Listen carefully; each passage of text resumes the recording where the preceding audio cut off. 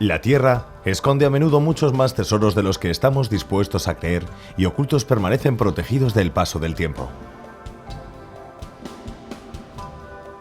Las cuevas son un componente esencial de nuestros paisajes y cuentan con una extraordinaria importancia patrimonial tanto desde el punto de vista natural como cultural.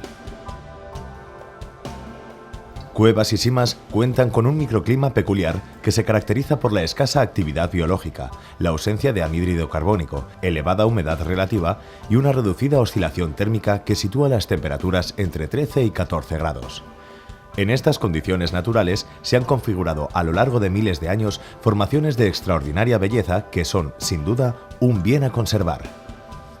Este medio es también un nicho ecológico que alberga numerosas especies adaptadas exclusivamente a la vida cavernícola, o sirve de yacimiento excepcional para especies que en otro tiempo recurrieron a ellas como refugio habitual o estacional.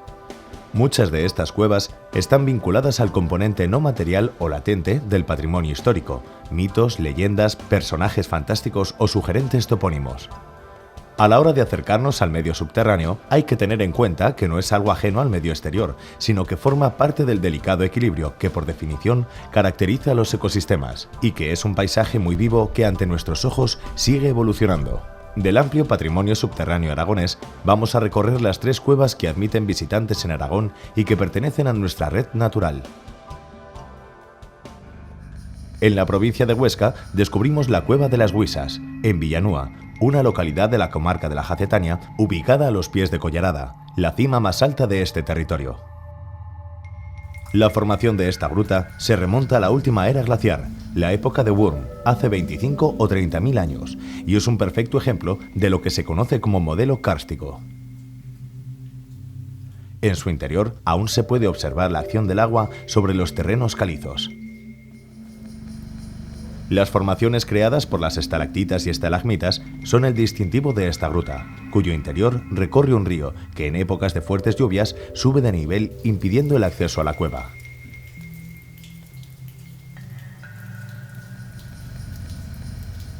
Pero la mejor manera de visitar esta cueva es guiados por un experto. Que una cueva no es un paisaje aislado, sino que realmente donde vivimos, donde trabajamos, por donde viajamos, de forma subterránea se están formando hace miles de años muchas cuevas, ¿no? Lo que pasa es que para el público en general es muy difícil entender esto, ya que estas cuevas son de muy difícil acceso y a veces muchas de ellas no se conocen para nada, ¿no? Si observamos y escuchamos atentamente en el interior de la gruta, podremos descubrir un singular espacio natural que comenzó a formarse durante las glaciaciones del Cuaternario y que aún hoy sigue evolucionando y cambiando por la acción del agua. Y es que el agua, gota a gota, ha creado uno de los paisajes espeleológicos más bellos del Pirineo aragonés. Desde el Neolítico hasta al menos el año 300 después de Cristo, hombres y mujeres se refugiaron aquí de las inclemencias del tiempo y de los depredadores, y desde entonces el ser humano ha estado constantemente ligado a esta cavidad. Bueno, ahora nos encontramos en la catedral. Esta es la parte de la cueva más grande, la más amplia de todas. Y cuando digo de todas es de la zona visitable e incluso de la zona que no se visita, de la zona donde se hace espeleología, donde viven los murciélagos, todo eso que sería la Cueva de las Huisas, ¿no? Ahora mismo, pues bueno, estamos en esta parte que le llaman, pues eso, como os he dicho, la catedral. ¿Por qué? Pues porque según la gente hace 90 años o seguramente mucho más tiempo, era porque cuando estas formas les recordaban un poco pues a tubos de órganos, a la sonoridad que hay, que es muy buena, ¿no? Entonces, bueno, como en Jaca hay una catedral, pues me imagino que por eso sería por lo que le dieron ese nombre, ¿no? También por la majestuosidad que tiene este sitio, ¿no? Por lo grande que es. Bueno, pues aquí lo que hacemos es que cada persona que viene imagine lo que más le apetece o lo que se le pueda ocurrir, ¿no? Ya que la imaginación es tan amplia, ¿no? Y la verdad es que nos cuentan de todo. La gente imagina cantidad de cosas, ¿eh? Incluso hace unos años llegaron a ver un número de lotería, ¿no? Que nosotros no lo habíamos visto nunca, pero bueno, eso es lo importante. Lo importante es que la gente pueda tener sensaciones distintas.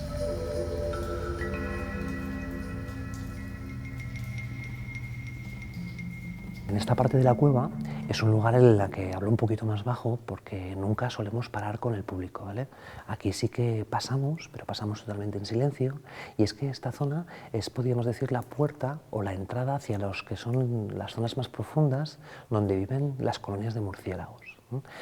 Aquí en esta cueva hemos tomado una serie de medidas para la conservación de esta especie, para las especies de murciélagos, y bueno, una de ellas es pasar por aquí muy en bajito, sin hacer nada de ruido, y aunque ellos se encuentran en zonas muy profundas, es importante no generar vibraciones que les pueda molestar. Siempre lo tenemos como un animal negativo, ¿no? Y no es nada parecido a eso, es un animal que nos está dando un montón de posibilidades, ¿no? Por ejemplo, es un animal que come muchísimos insectos voladores, con lo cual nos está ayudando a cortar lo que son las plagas de insectos, ¿no? Por ejemplo, todas las grandes mentiras, podemos decir, que se están diciendo, que se dicen de los murciélagos, que son ciegos. Los murciélagos no son ciegos, ¿vale? Sí que es cierto que sus movimientos lo hacen mediante lo que llamamos, o mal llamamos, un sonar, ¿no? Que ellos reciben sonidos y que el oído es su órgano principal de movimiento, pero los murciélagos aun con todo ven, no son ciegos.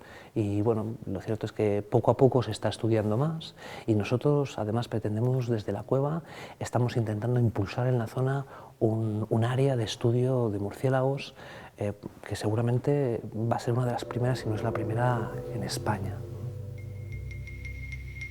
Ahora nos encontramos en la parte final, podríamos decir, ¿no? En lo que sería la última parada que hacemos en las visitas con la gente, ¿no? Esta parte le llamamos el sifón porque bueno, tiene varios puntos interesantes, ¿no? Uno que es justamente pues, una zona que tenemos justo detrás de nosotros, que por ahí, si bajásemos, hay unos 50 metros de bajada y nos llevaría a lo que es un lago subterráneo que existe abajo, ¿no? Por otro lado, también podemos encontrar algo que a mí personalmente, en las primeras veces que entré hace un montón de años, ¿no? Me sorprendió muchísimo, porque bueno, a mí me gustaba mucho escalar los puentes de roca, y justamente en esta cueva podemos encontrar un puente de roca, pero que además está de forma subterránea, ¿no? Y bueno, me parece como muy atractivo, ¿no? Conocida como Cueva de las Huisas, su denominación, traducida al castellano, significa Casa de Brujas y se debe a las leyendas asociadas con esta cavidad creadas del siglo XVII al XIX. De hecho, una de las salas cuenta con un agujero conocido como chimenea, bajo el cual, según señala Pío Baroja, las brujas hacían los aquelarres implorando al demonio. Cuentan que en esta cueva era un lugar donde se hacían reuniones, donde se hacían aquelarres, ¿no? Y bueno, incluso llegan a decir que en algunas noches de luna llena, como el pueblo queda muy cerca, las gentes de Villanúa llegaban a oír los gritos y las risas de las fiestas y de los aquelarres de las brujas, ¿no?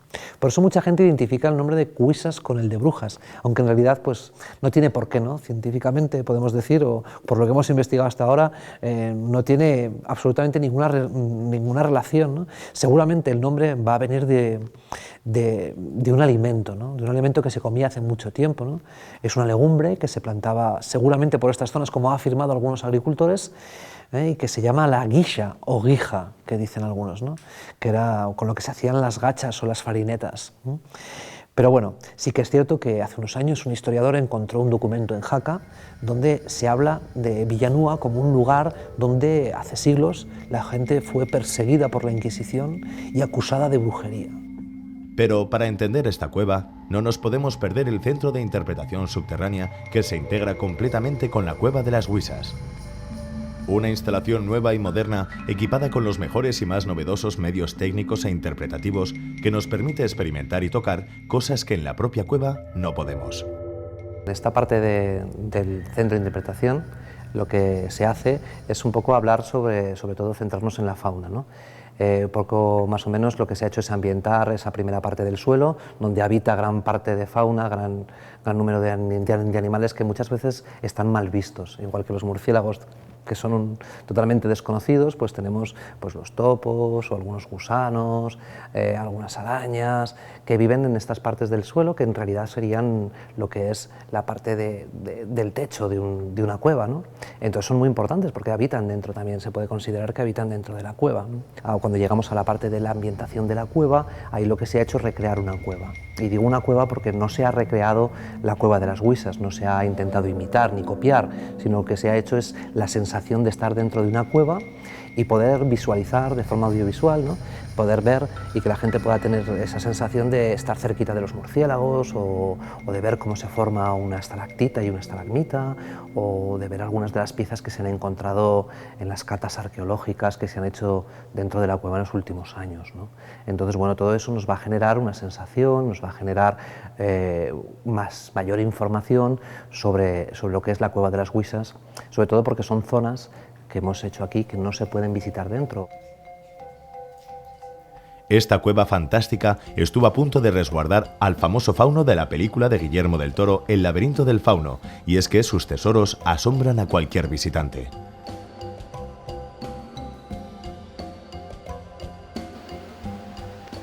La Cueva de las Huisas está perfectamente integrada en la localidad de Villanúa. Esta zona ya albergó hombres del Neolítico y Eneolítico 3000 años antes de Cristo, que emplearon sus cuevas como sepultura de carácter colectivo. Esta villa está ubicada en un llano atravesado por el río Aragón, en lo que hace miles de años fue un glaciar. La primera noticia histórica sobre Villanúa está recogida en el Cartulario de Santa Cruz de las Herós del año 992. La creación de esta villa por el rey, poblada por hombres libres con tierras y derechos reconocidos, le sirvió como contrapoder al principal noble de la región que controlaba el valle. En el siglo XX alcanzó su máximo esplendor con la construcción del ferrocarril del Canfranc, aunque luego vino una fuerte migración que la dejó casi despoblada. Ha sido el turismo el que le ha devuelto la vida. Esta hermosa localidad, debido a la cercanía de las estaciones de esquí, está volcada en el sector turístico, y sus propias posibilidades le han ayudado a ser un destino apto para cualquier época del año y para cualquier turista.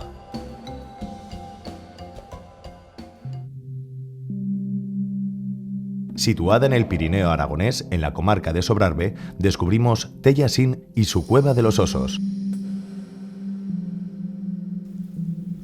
Al igual que otras cuevas, se formó por la interacción de la piedra caliza con el agua fría, cargada de dióxido de carbono, que circuló por pequeñas grietas y fracturas durante cientos de años hasta ir agrandándolas y formar las actuales galerías. En el año 2000, con el objeto de atraer al público en general y para dinamizar turísticamente la zona, el Ayuntamiento de Tellacín puso en valor su patrimonio paleontológico, mejorando los accesos y acondiciona el interior para visitas guiadas. La Cueva de los Osos de Tella forma parte del macizo de Monte Perdido. En este caso estamos en el Valle de Escuain, a 1600 metros de altura, y la cueva consta de dos galerías a distinto nivel. En la galería superior es donde se encontraron los restos de oso de las cavernas, que por su altitud y por ser la especie extinguida, pues es lo importante de esta cueva. Esta es una cavidad kárstica actualmente inactiva, de aproximadamente un centenar de metros de recorrido, y consta de dos galerías paralelas. Casi se podría hablar de dos pisos, comunicados por un pasillo inclinado.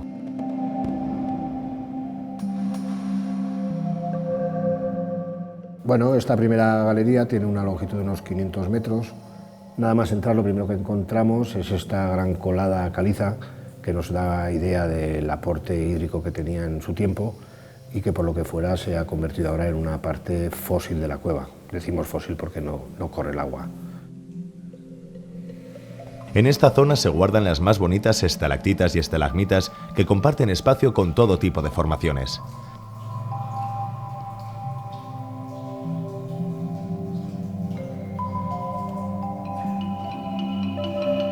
También tenemos gurs, que son estos pequeños agujeros que forma la caliza cuando cae la gota de agua. La cal disuelta en el agua, al caer la onda va depositando la caliza hacia los lados y va dando estas formaciones circulares, esta especie de charquitos. Luego los espeleotemas, que es como llamamos a las formaciones, pues bueno, un poquito con imaginación tenemos estalactitas macarrónicas, por la forma como las que tenemos aquí, tenemos banderas, coliflores, rosas, cortinas, como tenemos a la entrada de esta galería, y bueno, todo tipo de de formaciones que es igual que las estalactitas, son como las nubes, que con un poquito de imaginación pues podemos sacar cualquier forma.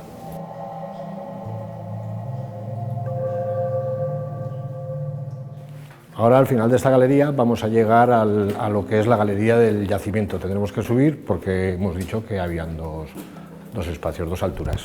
Pero sin duda, el gran tesoro de esta cueva y que le da nombre es ser el yacimiento de restos de oso cavernario situado a mayor altura en la península ibérica. A través de 3 escalones hemos accedido a la galería superior, y aparte de estas estalagmitas que tenemos por aquí y estas formaciones, es donde se encuentra realmente lo importante de esta cueva, que es el yacimiento de restos óseos del oso de las cavernas. Aquí tenéis un fémur de lo que sería pues, un oso de las cavernas. Este es el yacimiento, es donde se encontraron la mayoría de huesos, aunque como habéis visto, hay huesos esparcidos durante toda la cueva. Es muy importante, como veis, tienen estas marcas, está todo el yacimiento en cuadrículas, porque es muy importante tener apuntado la forma en que se encuentran los huesos. Todos se apuntan tanto en dirección como están distribuidos, porque depende cómo van saliendo los huesos, nos podemos hacer una idea u otra, sobre todo de cómo llegaron hasta aquí. A este yacimiento se sigue excavando, todos los años vienen alumnos de la Universidad de Zaragoza y siguen excavando.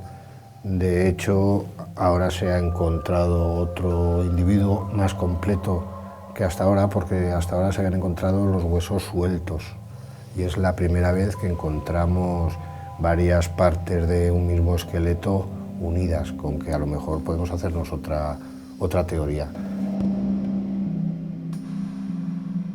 Igual que sus descendientes, el oso pardo o el oso polar, los osos actuales, el oso de las cavernas también hibernaba. La teoría que tienen los científicos de cómo llegaron aquí los huesos es que debe haber alguna sima en alguna galería que está comunicada o estuvo comunicada, y ahí caían esos osos débiles o desorientados, de manera que caían en un agujero en alguna sima durante años, porque a través del carbono 14 sí que sabemos que hay cientos de años de diferencia de huesos que están unos junto a otros.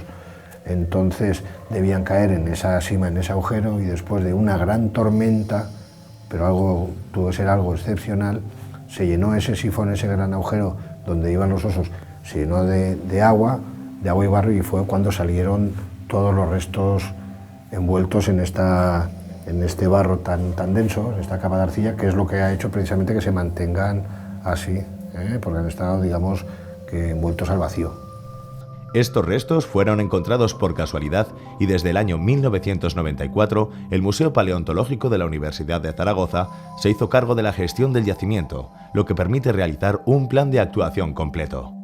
Las campañas ya han logrado reunir para su investigación más de 6.000 piezas. El oso de las cavernas no es un antepasado del oso pardo actual, sino que podemos considerarlo un primo lejano. Este animal apareció hace 300.000 años y vivió sobre la Tierra durante 280.000 años. Vio aparecer y desaparecer a la especie humana de los neandertales y fue testigo de la aparición del Homo sapiens. Hace 20.000 años desapareció esta especie y su extinción está íntimamente ligada a la expansión de las poblaciones humanas y al consumo de recursos, que provocó que la especie más fuerte y con mayor capacidad de adopción fuera desplazando a la más débil. El oso cavernario conoció bien esta zona y habitó sus cuevas para parir en ella a los osetnos, resguardarse o morir. Constituyeron su hábitat natural durante cientos de años. La excavación paleontológica es un procedimiento científico que, además de permitirnos recuperar las piezas, lleva implícito su estudio. Así sabemos que, pese a que la dentición del oso es claramente la de un animal carnívoro, en sus dientes se han encontrado las huellas de su alimentación herbívora, desgastes típicos causados por la fricción de los dientes con la arena y arcilla del suelo cuando se alimentaba de raíces. También que tenía el triple de peso que el oso actual y mucha mayor alzada. Todo esto lo podemos saber visitando el Museo del Oso de las Cavernas de Tella, unos 75 metros cuadrados de exposición que muestran algunos de los aspectos más importantes del yacimiento las técnicas de excavación y, por supuesto, las conclusiones a las que se ha llegado durante la investigación. Actualmente, el Departamento de Paleontología de la Universidad de Zaragoza sigue investigando los restos encontrados en la cueva y algunos de ellos permanecen expuestos en su museo. En Tella, localidad muy próxima al Parque Nacional de Ordesa y Monte Perdido, el paisaje es uno de sus grandes tesoros. La zona se encuentra habitada desde muy antiguo. Prueba de ello es el dolmen megalítico situado a 1 kilómetro escaso del casco urbano. Este sepulcro de piedra ha contribuido a imbuir de magia este paisaje. En Tella también puedes visitar su Museo de la Bruja o hacer una excursión al Parque Nacional de Ordesa y Monte Perdido. Un paisaje espectacular, formado por impresionantes cañones y valles glaciares, extensos bosques que dan cobijo a multitud de animales y que no debemos dejar de visitar.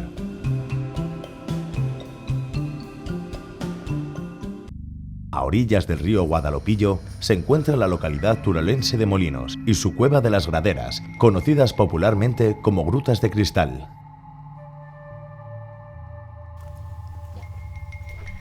Las Grutas de Cristal fueron descubiertas el 1 de abril de 1961. Las descubrieron un grupo de espeleólogos catalanes. En estas grutas se encontraron el resto humano más antiguo de Aragón, una mandíbula de 25.000 años. A mediados de los 80 se descubrieron micromamíferos en los sedimentos de la galería de entrada, el mismo lugar donde poco después encontraron una mandíbula y otros restos humanos. Estas grutas de cristal son un complejo sistema kárstico, compuesto por una red de salas y galerías subterráneas que recorren 620 metros. Con el objetivo de conservarlas y darlas a conocer, fueron declaradas Monumento Natural por el Gobierno de Aragón en septiembre de 2006. También podremos observar que nos encontramos en el Palacio de Cristal, en la sala mayor, llamado Palacio de Cristal, donde se encuentran las formaciones más importantes de toda la gruta, las llamadas estalactitas excéntricas o estelectitas. Se les llaman así porque no son normales. No son normales por el hecho de que tendrían que crecer en línea recta hacia abajo, como suelen crecer normalmente, pero aquí no, aquí se puede observar que prácticamente van hacia todas las direcciones, no tienen una dirección fija, hay muchísimas de ellas que incluso vuelven a subir otra vez para arriba y todo, que es lo que resulta raro, lo curioso. De cómo se forman todavía no está nada claro, pero sí que hay una teoría, una hipótesis, que dice que quizás se puedan formar por corrientes de aire que hay dentro de la gruta, en formas de capas a diferentes niveles distribuidos por la gruta. Bueno, en esta sala también tenemos muchas de las formaciones que pueden semejar figuras, hacen formas figuras. Por ejemplo, tenemos el mapa de España ahí enfrente, únicamente hay que apoyar la cabeza sobre el hombro derecho. Se observará entonces que tenemos el peñón, Gibraltar en la puntica de la izquierda, Portugal arriba y al lado, a la derecha, Francia y los Pirineos. Al lado del mapa de España podrán observar un pulpo. Justamente encima observarán las torres de la Sagrada Familia de Barcelona, únicamente al revés, invertidas. Al fondo se observará también la mesa redonda y encima un mantón de Manila con los flecos colgando. La columna de al lado podría ser la torre de Pisa, no tan inclinada, o incluso también la torre de Babel, y ya aquí enfrente la tarta nupcial, el pastel de bodas.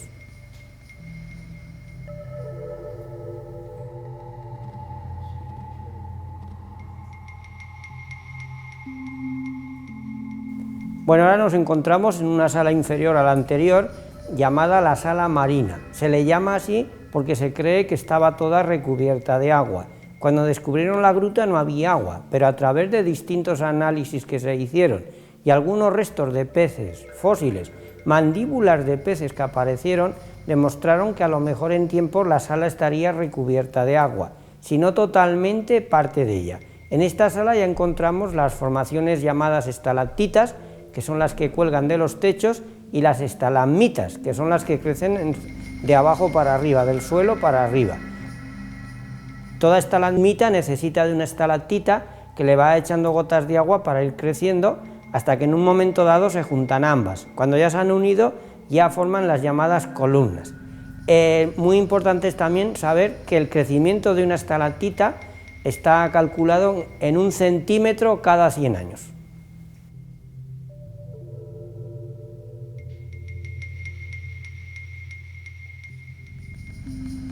También en esta sala observaremos la estalactita más larga que hay en toda la gruta, una estalactita de 1 metro, metro y medio, serían sobre 10-15 mil años. Es muy espectacular por lo recta y lo fina que es.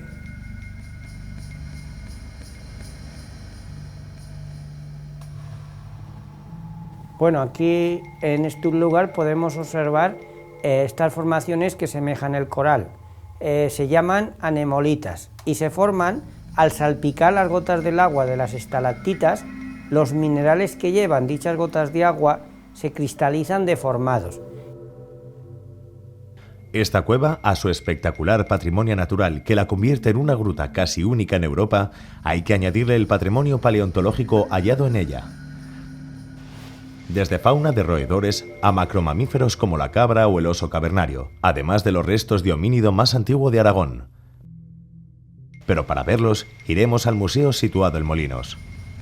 Ya nos preparamos para abandonar la cueva, pero no sin antes despedirnos de su importantísima colonia de distintos tipos de murciélagos catalogados como especies vulnerables. Como los personajes de Julio Verne, abandonamos el interior de la Tierra satisfechos con nuestra aventura y dispuestos a seguir disfrutando del resto de tesoros que nos ofrece Molinos.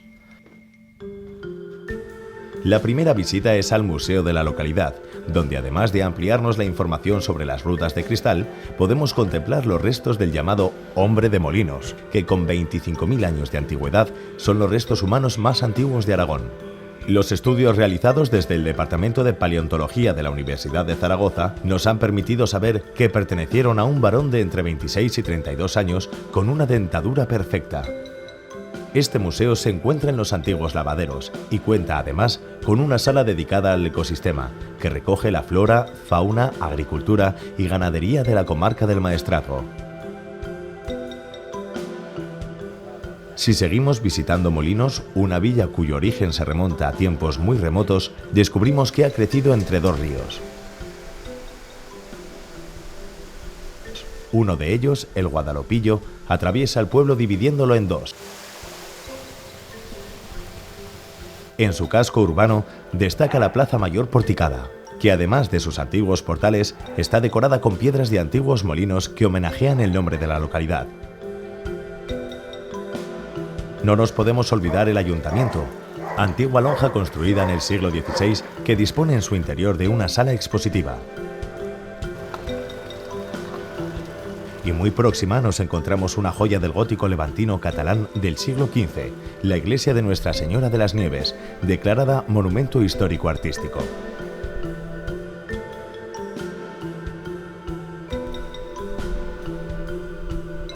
El Jardín Botánico se encuentra en la parte alta de la localidad, donde antiguamente existía un castillo calatravo. Desde esta atalaya se divisan maravillosas vistas de todo el entorno. Su paisaje es característico, con paredes calcáreas que sirven de refugio para distintas rapaces, y es que Molinos forma parte del Parque Geológico de Aliaga. Y de su entorno natural no podemos dejar de recorrer el río Guadalopillo, en el que disfrutaremos de un microclima húmedo que contrasta con el clima mediterráneo dominante en la zona. Con esta bella localidad, repleta de maravillas tanto encima como debajo de la tierra, acabamos el recorrido por las 3 cuevas aragonesas que están abiertas al público.